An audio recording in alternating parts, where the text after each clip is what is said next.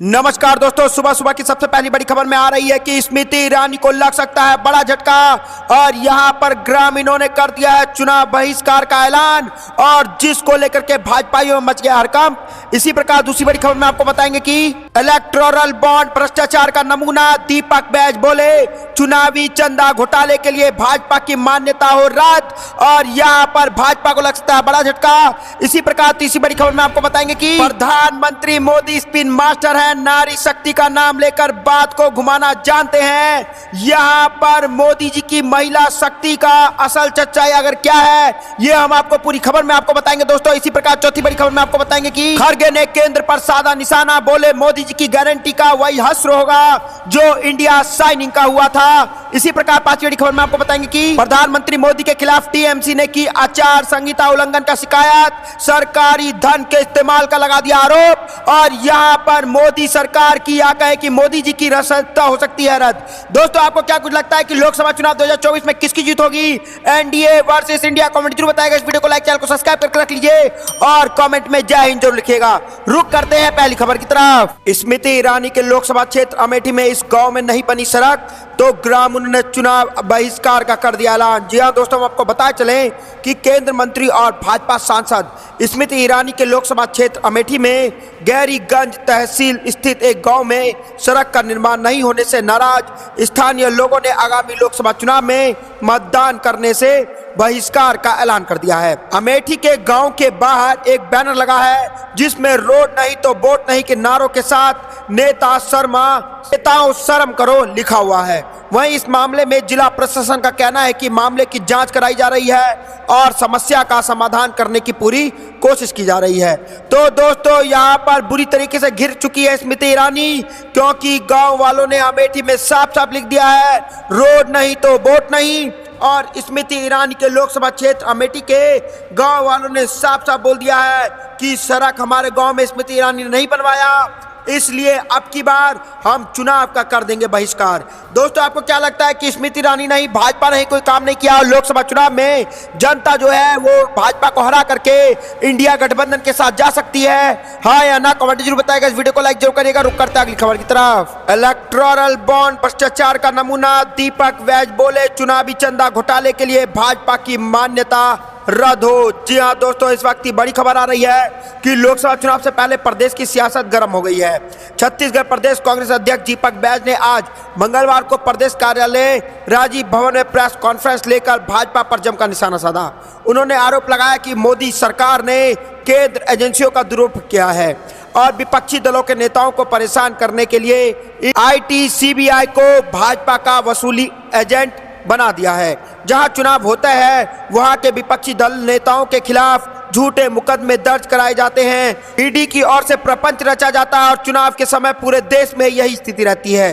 प्रदेश कांग्रेस अध्यक्ष ने कहा कि ईडी, सीबीआई और आईटी व्यापारी घरानों, उद्योगपतियों के यहाँ छापे मारती है, उसके बाद भाजपा को चंदा देने दबाव बनाया जाता है। तो दोस्तों यहाँ पर हजारों करोड़ रुपए वसूले गए और सरकार प्रायोजित अवैध वसूली का सबसे बड़ा उदाहरण पूरे दुनिया को में यहाँ भाजपा ने साबित किया है। तो दोस्तों यहाँ पर बुरी तरीके से घिर गई है भाजपा और इलेक्टोरल बॉन्ड भ्रष्टाचार का नमूना और दीपक बैज बोले चुनावी चंदा घोटाले के लिए भाजपा की मान्यता ही रद्द कर देनी चाहिए। दोस्तों आपको क्या लगता है कि इलेक्टोरल बॉन्ड या कहें कि चुनावी चंदा जो है वो बहुत बड़ा एक भ्रष्टाचार है और इस भ्रष्टाचार करने वाली पार्टी भाजपा है और भाजपा को जो है वो उसकी मान्यता को ही रद्द कर देना चाहिए, क्योंकि सबसे ज्यादा इलेक्टोरल बॉन्ड अगर किसी ने लिया है तो वो भाजपा ने लिया है और अवैध तरीके से लिया है। दोस्तों आपको जो भी लगता है कमेंट जरूर बताएगा। इस वीडियो को लाइक जरूर करिएगा। रुक करते हैं अगली खबर की तरफ। खड़गे ने केंद्र पर साधा निशाना, बोले मोदी जी की गारंटी का वही हश्र होगा जो इंडिया साइनिंग का हुआ था। जी हाँ दोस्तों, हम आपको बताए चले कि कांग्रेस अध्यक्ष मल्लिकार्जुन खड़गे ने मंगलवार को कहा कि देश बदलाव चाहता है तथा इस लोकसभा चुनाव में प्रधानमंत्री नरेंद्र मोदी के नेतृत्व वाली सरकार की गारंटी का वही हश्र होगा जो वर्ष 2004 में इंडिया साइनिंग नारे का हुआ था। उन्होंने कांग्रेस कार्य समिति की बैठक में यह भी कहा कि पार्टी कार्यकर्ताओं को कांग्रेस के घोषणा पत्र को घर घर तक ले जाना होगा। कार्य समिति ने मल्लिकार्जुन खड़गे को लोकसभा चुनाव के लिए घोषणा पत्र को मंजूरी देने और इसे जारी करने की तिथि निर्धारित करने के लिए भी अधिकृत किया है। पार्टी का कहना है कि यह उसका सिर्फ एक चुनावी घोषणा नहीं बल्कि न्याय पत्र होगा तथा वह घर घर गारंटी लेकर जाएंगी। कार्य समिति की बैठक में घोषणा पत्र के उन मसौदे पर विस्तृत चर्चा की गई जिसे पूर्व वित्त मंत्री पी चिदम्बरम की अध्यक्षता वाली समिति ने तैयार किया है। कांग्रेस के अनुसार उनका घोषणा पत्र पार्टी के 5 न्याय, भागीदारी न्याय, किसान न्याय, नारी न्याय, श्रमिक न्याय और युवा न्याय पर आधारित होगा। इसमें 25 गारंटियां होंगी जिनकी घोषणा कांग्रेस अध्यक्ष मल्लिकार्जुन खड़गे और पूर्व अध्यक्ष राहुल गांधी पहले ही कर चुके हैं। तो दोस्तों यहां पर सूत्रों का कहना है कि पिछले कुछ दिनों के भीतर कांग्रेस अपना घोषणा पत्र जारी कर सकती है और कार्य समिति की बैठक में पूर्व पार्टी अध्यक्ष सोनिया गांधी एवं राहुल गांधी, महासचिव प्रियंका गांधी वाड्रा, संगठन महासचिव के.सी. वेणुगोपाल, घोषणा पत्र समिति के प्रमुख पी चिदम्बरम और कार्य समिति के अन्य सदस्य शामिल हुए। और बैठक के बाद वेणुगोपाल ने संवाददाताओं से कहा, कांग्रेस कार्य समिति के 2024 के लोकसभा चुनाव के लिए घोषणा पत्र पर विस्तृत चर्चा की जा रही है और करीब 3.5 घंटे तक चर्चा हुई और चर्चा के बाद कांग्रेस अध्यक्ष को अधिकृत किया गया है कि घोषणा पत्र को अनुमोदित करे और इसे जारी करने की तिथि यहां पर निर्धारित करे। तो दोस्तों यहां पर मल्लिकार्जुन खड़गे ने मोदी सरकार और केंद्र पर साध दिया है निशाना और बोले मोदी की गारंटी का वही असर होगा जो इंडिया साइनिंग का हुआ था।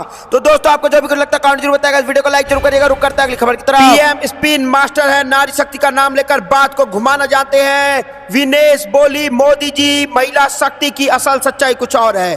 जी हाँ दोस्तों, आपको पता चला कि कांग्रेस नेता राहुल गांधी के शक्ति वाले बयान को लेकर के प्रधानमंत्री मोदी और भाजपा पर उसे तोड़ मरोड़ कर पेश करने और बातों का अर्थ बदलने के आरोप लग रहे हैं और सोशल मीडिया पर भी इसको लेकर के चर्चाएं हो रही हैं।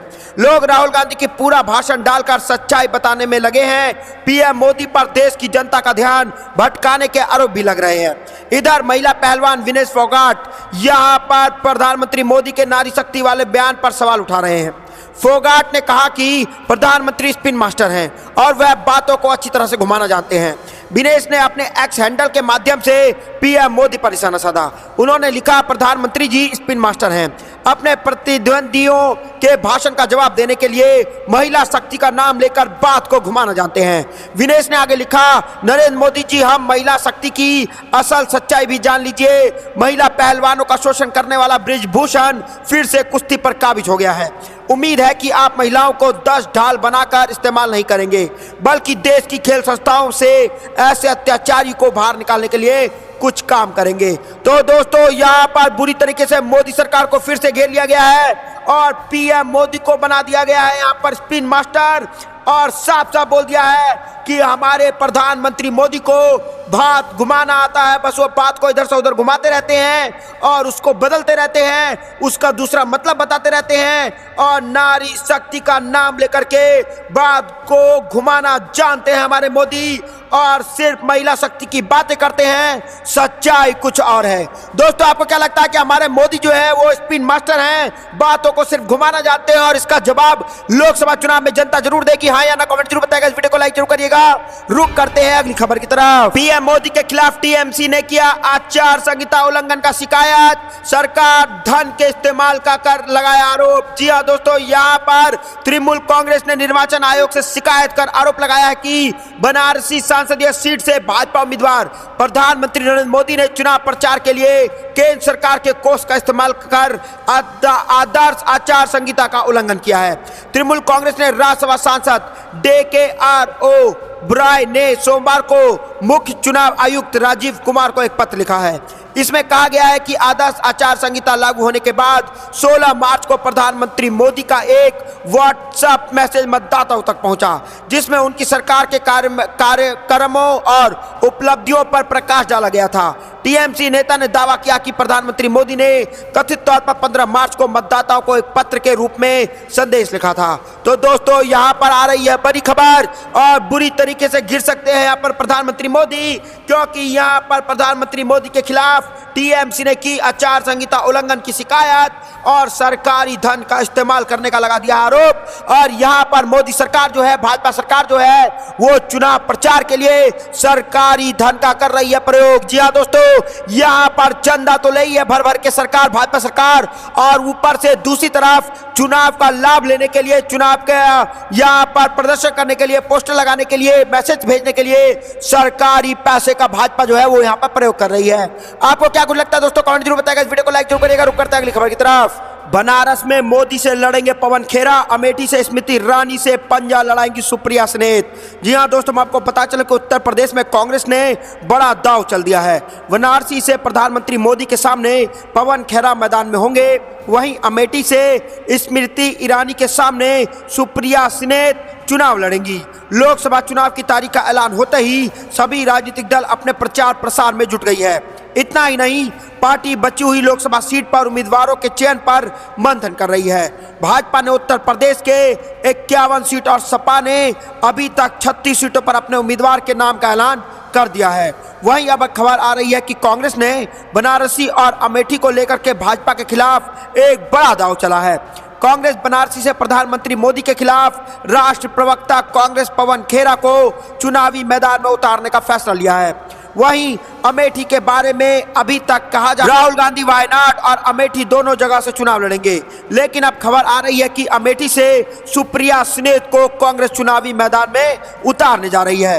हालांकि कांग्रेस की तरफ से इन दोनों सीटों से पवन खेरा और सुप्रिया सनेत को चुनावी मैदान में उतारने को लेकर के अभी तक कोई आधिकारिक बयान नहीं आया है सामने। लेकिन दोस्तों, अगर ऐसा होता है तो यहाँ पर हो सकता है बड़ा खेला, क्योंकि अगर पवन खेरा बनारस से चुनाव लड़ते हैं तो मोदी सरकार की, मोदी जी की जो है वो कुछ सीटें कट सकती हैं और मोदी जी को लग सकता है वहां से बड़ा झटका। वहीं दोस्तों दूसरी तरफ कांग्रेस जो है वो सुप्रिया सनेत को जो है वो स्मृति ईरानी के खिलाफ उतारेंगी और यहाँ पर सुप्रिया सनेत अमेठी में स्मृति ईरानी के खिलाफ उतर करके यहाँ पे बड़ा खेला कर देंगी, क्योंकि एक तो सुप्रिया सनेत महिला चेहरा है और दूसरा जो अमेठी जो है वो कांग्रेस का गढ़ माना जाता है। दोस्तों, आपको क्या लगता है कि अब की बार अमेठी में कांग्रेस ही जीतने जा रही है और यहाँ पर स्मृति ईरानी को इस बार लग सकता है बड़ा झटका? हाँ या ना, कमेंट जरूर बताएगा। इस वीडियो को लाइक जरूर करिएगा। रुक करते हैं अगली खबर की तरफ। यह इस साल का सबसे बड़ा घोटाला है, भाजपा को चुनाव हराने का डर है। भूपेश बघेल ने केंद्रीय मंत्री एसपी सिंह बघेल के आरोप पर किया पलटवार। जी हाँ दोस्तों, हम आपको बता चले कि चुनाव आयोग द्वारा लोकसभा चुनाव की तारीख की अधिसूचित करने के एक दिन बाद छत्तीसगढ़ के पूर्व मुख्यमंत्री और कांग्रेस नेता भूपेश बघेल ने बीते रविवार केंद्र की अब रद्द हो चुकी चुनावी बॉन्ड योजना को लेकर के भाजपा पर जमकर हमला बोला है। कांग्रेस नेता ने कहा, यह साल का सबसे बड़ा घोटाला है। भाजपा को लग रहा था कि वह लोकसभा चुनाव हार रही है और इसलिए विपक्ष के खिलाफ नए हथकंडे अपना रही थी। हालांकि चुनावी बॉन्ड योजना को बचाव में उतरी हुई केंद्रीय स्वास्थ्य एवं परिवार कल्याण राज्य मंत्री एसपी सिंह बघेल ने कहा कि विपक्षी चुनावी बॉन्ड योजना को लेकर के भाजपा पर निराधार आरोप लगा रही है। उन्होंने कहा, चुनावी बॉन्ड योजना के तहत धन प्राप्त करने के लिए विपक्ष भाजपा के खिलाफ अफवाह फैला रही है। केंद्रीय मंत्री ने कहा, टीएमसी जो केवल एक क्षेत्र पार्टी है उसे उस योजना के तहत 1600 करोड़ रुपए मिले हैं, जबकि कांग्रेस को 1400 करोड़ रुपए मिले हैं और बीआरएस को 1200 करोड़ रुपए मिले हैं। चुनावी बॉन्ड योजना सभी राजनीतिक दलों को धन जुटाने के लिए है और सभी पार्टी अपने खर्चों को पूरा करने के लिए बॉन्ड को भुना सकती है। दोस्तों, यहाँ पर बड़ी खबर आ रही है कि इस साल का सबसे बड़ा घोटाला आ गया है सामने और भाजपा को चुनाव हारने का डर था, इसलिए हथकंडे अपना रही थी। और इलेक्टोरल बॉन्ड का अगर सारा डिटेल लोकसभा चुनाव से पहले आ जाता है तो यहाँ पर जनता को आसानी होगी कि किसको वोट दिया जाए, किसको सत्ता मिलाया जाए और जो जनता के हित में काम करे। जी हाँ दोस्तों, आपको जो भी कुछ लगता है कमेंट जरूर बताएगा। इस वीडियो को लाइक जरूर करिएगा। रुक करते हैं अगली खबर की तरफ। लोकसभा इलेक्शन से पहले चुनाव आयोग को बड़ा एक्शन, हटाए जाएंगे यूपी बिहार समेत 6 राज्यों के गृह सचिव। जी हां दोस्तों, आपको बता चलें कि लोकसभा चुनाव से पहले चुनाव आयोग ने बड़ा कदम उठाते हुए 6 राज्यों के गृह सचिवों को हटाने का आदेश दिया है। चुनाव आयोग ने निष्पक्ष चुनाव कराने वाले के लिए यह कदम उठाया है और ANI की रिपोर्ट के मुताबिक उत्तर प्रदेश, गुजरात, बिहार, हिमाचल प्रदेश, उत्तराखंड और झारखंड के गृह सचिवों को हटाने के आदेश जारी कर दिए गए हैं। इसके अलावा हिमाचल प्रदेश और मिजोरम के भी सामान्य प्रशासनिक विभाग के सेक्रेटरियों को हटा दिया गया है। चुनाव आयोग ने राज्य की सरकारों से कहा है कि चुनाव से संबंधित उन अधिकारियों का ट्रांसफर कर दिया जाए जो कि 3 साल या फिर उससे ज़्यादा समय अपने होम डिस्ट्रिक्ट में बिता चुके हैं।